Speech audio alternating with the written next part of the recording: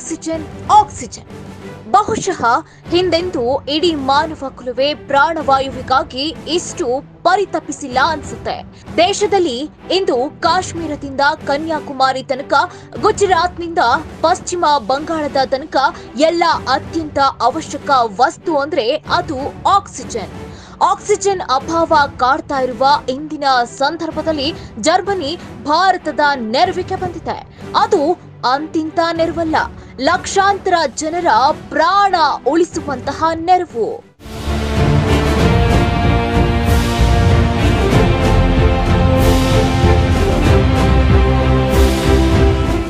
ಯಾಕೆ ದೇಶದಲ್ಲಿ ಇಷ್ಟು ಆಕ್ಸಿಜನ್ ಅಭಾವ ಉಂಟಾಗ್ತಾ ಇದೆ?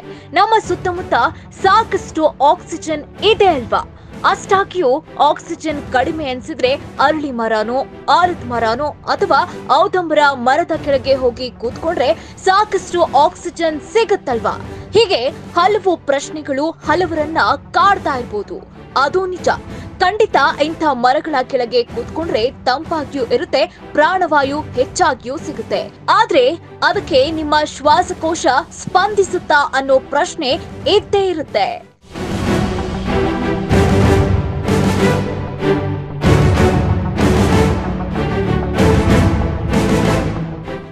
ಎಸ್, ನೀವು ಆರೋಗ್ಯವಾಗಿದ್ರೆ ಖಂಡಿತ ಸ್ಪಂದಿಸುತ್ತೆ.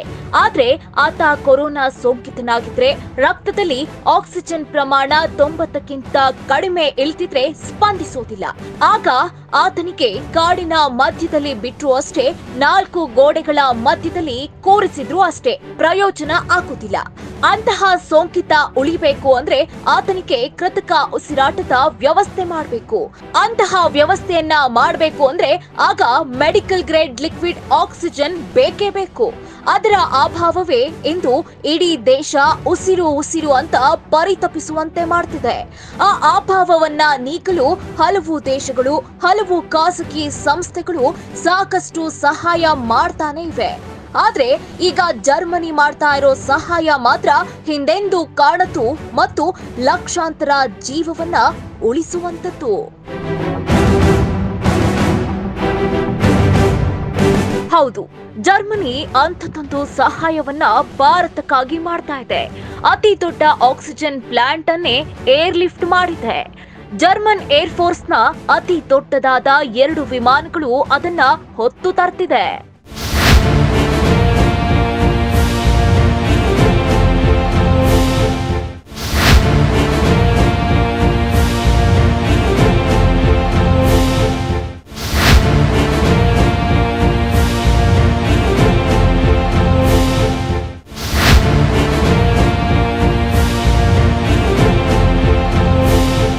ನಿಜಕ್ಕೂ ಇದು ಅಚ್ಚರಿ ಮತ್ತು ಅದ್ಭುತವೆನಿಸುವಂತ ಕೆಲಸ. ಯಾಕಂದ್ರೆ ಜರ್ಮನಿ ಭಾರತಕ್ಕೆ ಅಂಥದ್ದೊಂದು ಬೃಹತ್ ಆಕ್ಸಿಜನ್ ಪ್ಲಾಂಟ್ ಅನ್ನೇ ಕಳಿಸ್ತಾ ಇದೆ. ಹಾಗೆ ನೋಡಿದ್ರೆ ಈಗ America, England, France, Israel, Russia, Singapore ಹೀಗೆ ಮುಂತಾದ 40ಕ್ಕೂ ಹೆಚ್ಚು ರಾಷ್ಟ್ರಗಳು ಭಾರತಕ್ಕೆ ಸಾಕಷ್ಟು ನೆರವಾಗಿವೆ. ನೂರಾರು ಆಕ್ಸಿಜನ್ ಕಾನ್ಸಂಟ್ರೇಟ್ಗಳನ್ನ ಈಗಾಗಲೇ ಕಳುಹಿಸಿಕೊಟ್ಟಿವೆ. ಆದ್ರೆ ಜರ್ಮನಿ ಕಳಿಸ್ತಾ ಇರೋದು ಆಕ್ಸಿಜನ್ ಕಾನ್ಸಂಟ್ರೇಟರ್ ಅಲ್ಲ, ಬದಲಿಗೆ ತನ್ನ ದೇಶದ ಸ್ಟೇಟ್ ಆಫ್ ಆರ್ಟ್ ಅಂದ್ರೆ ದೇಶದ ಗೌರವಾದಾಯವಾದಂತ ಬೃಹತ್ ಆಕ್ಸಿಜನ್ ಪ್ಲಾಂಟ್ ಅನ್ನೇ ಕಳಿಸ್ತಾ ಇದೆ. ಅದು ಅಂತಿಂತ ಪ್ಲಾಂಟ್ ಅಲ್ಲ, ಬದಲಿಗೆ ಒಂದು ಅಂದಾಜಿನ ಪ್ರಕಾರ ಹೇಳಬೇಕು ಅಂದ್ರೆ ಪ್ರತಿದಿನ 4 ರಿಂದ 20 ಲಕ್ಷ ಲೀಟರ್ ಆಕ್ಸಿಜನ್ ಉತ್ಪಾದಿಸುವಂತಹ ಬೃಹತ್ ಫ್ಯಾಕ್ಟರಿಯನ್ನೇ ಏರ್ ಲಿಫ್ಟ್ ಮಾಡ್ತಾ ಇದೆ. ಎಸ್, ಜರ್ಮನಿ ಏರ್ ಫೋರ್ಸ್ನ A14M ಹೆಸರಿನ ವಿಮಾನಗಳು 2 ಭಾಗಗಳಲ್ಲಿ ಇದನ್ನ ಹೊತ್ತು ತರ್ತಿವೆ. ಈಗಾಗಲೇ ಒಂದು ಭಾಗ ನವದೆಹಲಿಗೆ ಬಂದಿದ್ದು, ಇನ್ನೊಂದು ಭಾಗ ಶೀಘ್ರದಲ್ಲಿ ತಲುಪಲಿದೆ. ಮುಳುಗೋನಿಗೆ ತೇಲೋ ಕಡ್ಡಿಯು ಆಸರೆ ಆಗ್ಬೋದು ಅಂತಾರೆ. ಹಾಗಿದ್ದಾಗ ಅತ್ಯಂತ ಅವಶ್ಯಕವಿರುವ ನಮ್ಮ ದೇಶಕ್ಕೆ ಇಂಥದ್ದೊಂದು ಬೃಹತ್ ಆಕ್ಸಿಜನ್ ಜನರೇಟಿಂಗ್ ಪ್ಲಾಂಟ್ ಬರ್ತಾ ಇದೆ ಅಂದ್ರೆ ನಿಜಕ್ಕೂ ಕುತೂಹಲ ಹೆಚ್ಚಾಗಿ ಇರುತ್ತೆ.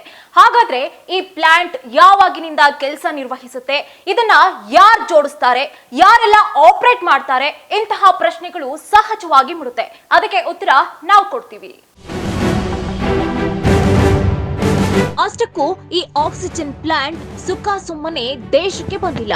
ಇದ್ರ ಬಗ್ಗೆ ಸಾಕಷ್ಟು ಉನ್ನತ ಮಟ್ಟದ ಅಗ್ರಿಮೆಂಟ್ಗೆ ಭಾರತ ಸರ್ಕಾರ ಹಾಗೂ ಜರ್ಮನಿ ಸರ್ಕಾರಗಳು ಸಹಿ ಹಾಕಿವೆ. ಜೊತೆಗೆ ಮೋದಿ ಸರ್ಕಾರ ವಾರಂಟಿ ಅಗ್ರಿಮೆಂಟ್ಗೂ ಸಹಿ ಹಾಕಿದೆ. ಅಂದ್ರೆ ಈ ಆಕ್ಸಿಜನ್ ಪ್ಲಾಂಟ್ ಪರ್ಮನೆಂಟ್ ಆಗಿ ಭಾರತದಲ್ಲಿ ಇರುವುದಿಲ್ಲ. ಯಾವಾಗ ಭಾರತದ ಆಕ್ಸಿಜನ್ ಬೇಡಿಕೆ ಕುಂಠಿತವಾಗುತ್ತೆ ಮತ್ತು ನಿರ್ವಹಣೆಗೆ ಸ್ಥಳೀಯ ಪ್ಲಾಂಟ್ಗಳು ಸಾಕು ಅನಿಸುತ್ತೋ ಅಂತಹ ಸಮಯದಲ್ಲಿ ಇದನ್ನ ಜರ್ಮನ್ ಸರ್ಕಾರ ಮರಳಿ ಪಡೆಯುತ್ತೆ. ಹೀಗಾಗಿಯೇ ಇದರ ಸೇಫ್ಟಿ ಕೂಡ ಭಾರತ ಸರ್ಕಾರದ ಹೊಣೆಯಾಗಿದೆ. ಒಂದ್ ವೇಳೆ ಈ ಪ್ಲಾಂಟ್ಗೆ ಏನಾದ್ರೂ ಧಕ್ಕೆಯಾದ್ರೆ ಅದರ ವೆಚ್ಚವನ್ನ ಭಾರತ ಭರಿಸಬೇಕಾಗುತ್ತೆ. ಅಷ್ಟೇ ಅಲ್ಲ, ಈ ಪ್ಲಾಂಟ್ ಜೋಡಿಸಲು ಪ್ರಾರಂಭಿಕ ನಿರ್ವಹಣೆಗಾಗಿ ಭಾರತೀಯ ತಜ್ಞರಿಗೆ ಟ್ರೈನಿಂಗ್ ನೀಡಲು ಈಗಾಗಲೇ ಜರ್ಮನಿ ಸೇನೆಯ 12 ವೈದ್ಯಾಧಿಕಾರಿಗಳು ಭಾರತಕ್ಕೆ ಬಂದಿಳಿದಿದ್ದಾರೆ. ಒಪ್ಪಂದದ ಅನ್ವಯ ಟ್ರೈನಿಂಗ್ ಕಂಪ್ಲೀಟ್ ಆಗುವ ತನಕ ಅವರು ಭಾರತದಲ್ಲಿಯೇ ನೆಲೆಸಿರ್ತಾರೆ. ಹೀಗಾಗಿ 2 ಭಾಗಗಳನ್ನ ಜೋಡಿಸುವ ಮತ್ತು ಅದರಿಂದ ಆಕ್ಸಿಜನ್ ಉತ್ಪಾದಿಸುವ ಕಾರ್ಯ ಕೂಡ ಅತಿ ಶೀಘ್ರದಲ್ಲಿಯೇ ಆರಂಭವಾಗುತ್ತೆ ಅಂತ ಹೇಳಲಾಗ್ತಾ ಇದೆ.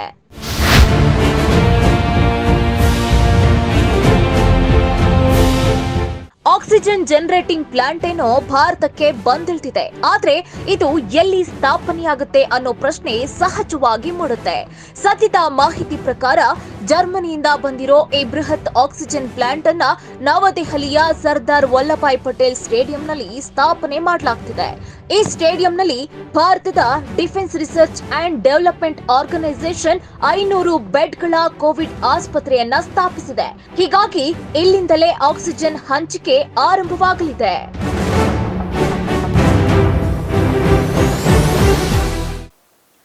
ಒಂದ್ ಕಡೆ ಆಕ್ಸಿಜನ್ ಪ್ಲಾಂಟ್, ಆಕ್ಸಿಜನ್ ಕಾನ್ಸಂಟ್ರೇಟರ್ ಅನ್ನೋ ಶಬ್ದಗಳು ಅತಿ ಹೆಚ್ಚಾಗಿ ಕೇಳ್ಬರ್ತಿದೆ. ಆದ್ರೆ ಇವುಗಳ ಉಪಯೋಗ ಏನು?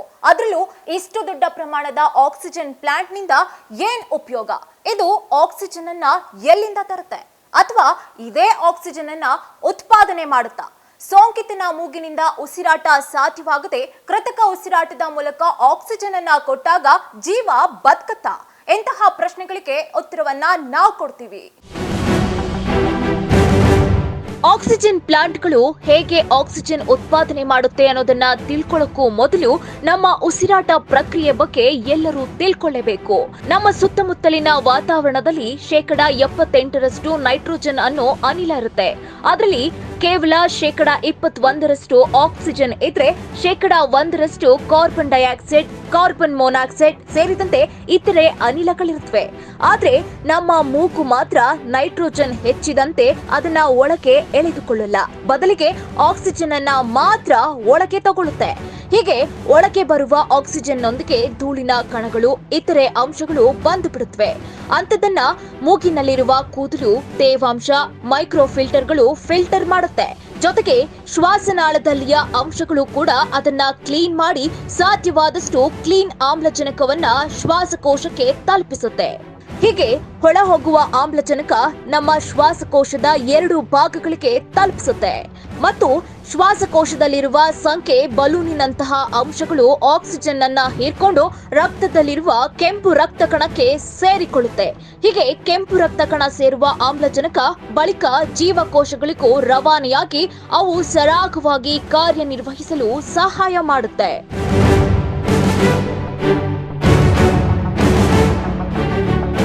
ಆದ್ರೆ ಕೊರೋನಾ ಸೋಂಕು ಉತ್ಪನ್ನಗೊಂಡಾಗ ಶ್ವಾಸಕೋಶದ ಕಾರ್ಯಕ್ಷಮತೆ ಕ್ಷೀಣಿಸುವಂತೆ ಮಾಡುತ್ತೆ. ಹೀಗಾದಾಗ ದೇಹಕ್ಕೆ ಬೇಕಾದಷ್ಟು ಆಮ್ಲಜನಕ ಪೂರೈಕೆ ಆಗುವುದಿಲ್ಲ. ಹೀಗಿದ್ದಾಗ ಆಮ್ಲಜನಕ ಪ್ರಮಾಣ ಕುಸಿದು ಆಕ್ಸಿಮೀಟರ್ ನಲ್ಲಿ ಚೆಕ್ ಮಾಡಿದಾಗ ಅದು 90ಕ್ಕಿಂತ ಕಡಿಮೆ ಆಗಿರೋದು ಕಂಡು ಬರುತ್ತೆ. ಇದು ಉತ್ಪನ್ನಗೊಂಡು ಆ ಪ್ರಮಾಣ ಇನ್ನೂ ಕನಿಷ್ಠ ಮಟ್ಟಕ್ಕೆ ಹೋದಷ್ಟು ಅದು ಜೀವಕ್ಕೆ ಅಪಾಯವಾಗುವ ಸಾಧ್ಯತೆ ಹೆಚ್ಚಾಗಿರುತ್ತೆ. ಅದೇ ಕಾರಣದಿಂದಾಗಿ ಅಂತ ಸೋಂಕಿತರಿಗೆ ಕೃತಕ ಉಸಿರಾಟ ವ್ಯವಸ್ಥೆಯನ್ನ ಮಾಡಲಾಗುತ್ತೆ ಮತ್ತು ಆಕ್ಸಿಜನ್ ಅನ್ನ ಪೂರೈಕೆ ಮಾಡಬೇಕಾಗುತ್ತೆ.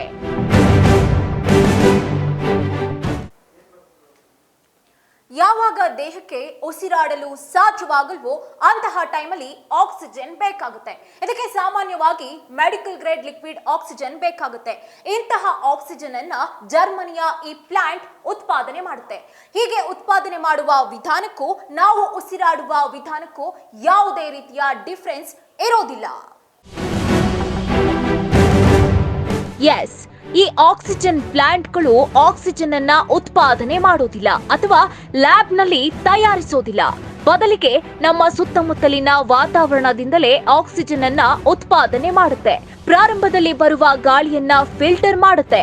ಬಳಿಕ ನೈಟ್ರೋಜನ್, ಆಕ್ಸಿಜನ್ ಮತ್ತು ಇತರೆ ಅಂಶಗಳನ್ನ ಬೇರ್ಪಡಿಸಲಾಗುತ್ತೆ. ಬಳಿಕ ತೇವಾಂಶ ಮತ್ತು ಇತರೆ ಅನಿಲಗಳನ್ನ ಬೇರ್ಪಡಿಸಿ 173 ಡಿಗ್ರಿಯಲ್ಲಿ ಇದನ್ನ ಪ್ರೋಸೆಸ್ ಮಾಡಲಾಗುತ್ತೆ. ಬಳಿಕ ಅದು ದ್ರವ ರೂಪ ಪಡ್ಕೊಂಡು ಲಿಕ್ವಿಡ್ ಆಕ್ಸಿಜನ್ ಆಗಿ ಬದಲಾವಣೆಯಾಗುತ್ತೆ. ತದನಂತರದಲ್ಲಿ ಅದರಲ್ಲಿರುವ ಬ್ಯಾಕ್ಟೀರಿಯಾ, ವೈರಸ್ ಇವುಗಳೆಲ್ಲವನ್ನ ಶುದ್ಧೀಕರಿಸಿ ಮೆಡಿಕಲ್ ಗ್ರೇಡ್ ಲಿಕ್ವಿಡ್ ಆಕ್ಸಿಜನ್ ಅನ್ನ ಸಿಲಿಂಡರ್ ಅಥವಾ ಟ್ಯಾಂಕರ್ ಮೂಲಕ ಇತರೆಡೆ ಸಾಗಿಸಲಾಗುತ್ತೆ. ಇಂಥ ಲಿಕ್ವಿಡ್ ಆಕ್ಸಿಜನ್ ಅನ್ನ ಫೋರ್ಸ್ ಮೂಲಕ ಸೋಂಕಿತರ ಶ್ವಾಸಕೋಶವನ್ನ ತಲುಪಿಸಲಾಗುತ್ತೆ. ಈ ಮೂಲಕ ದೇಹಕ್ಕೆ ಬೇಕಾದಷ್ಟು ಆಕ್ಸಿಜನ್ ಪೂರೈಕೆಯನ್ನ ಮಾಡಲಾಗುತ್ತೆ ಮತ್ತು ವ್ಯಕ್ತಿಗಳನ್ನ ಇದರಿಂದ ಉಳಿಸಿಕೊಳ್ಳಬಹುದು. ಇದೇ ಕಾರಣದಿಂದಾಗಿ ಜರ್ಮನಿಯಿಂದ ಬಂದಿರುವ ಆಕ್ಸಿಜನ್ ಪ್ಲಾಂಟ್ಗಳು ಇವತ್ತು ಇಷ್ಟು ಮಹತ್ವವನ್ನ ಪಡ್ಕೊಂಡಿದೆ.